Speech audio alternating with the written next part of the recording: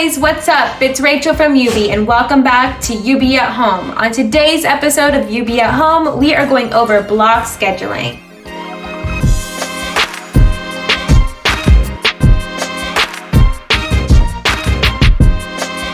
Alright, first step guys, understanding why you're making a schedule. Understanding what you're making a schedule for will make things go a lot smoother. Are you making one for your kids' schooling needs, for your work from home needs, or simply just an overall life need to keep things going as smoothly as possible? For me, I'm gonna be making one for my work from home needs. Follow along. You're gonna block it out now. So here, you're gonna divide up each day into different time blocks from the day. For me, I divided up my days into 6 time blocks. Each time block is 2 hours.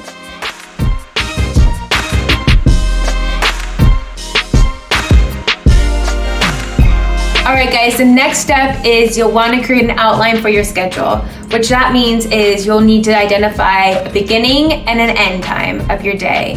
Every day could be the same, every day could be different. It's whatever works for your needs. For me, since I'm working from home, I am going to be scheduling my days from 7 a.m. to 5 p.m.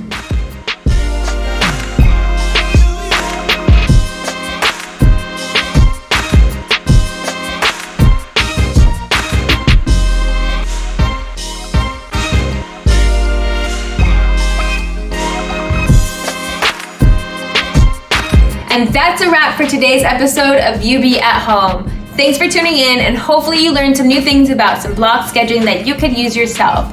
Leave a comment below if you have any questions about today's episode, or if you'd like to share any advice in your experience of block scheduling. Stay tuned for next week's episode as we go over decompressing within your home. Bye!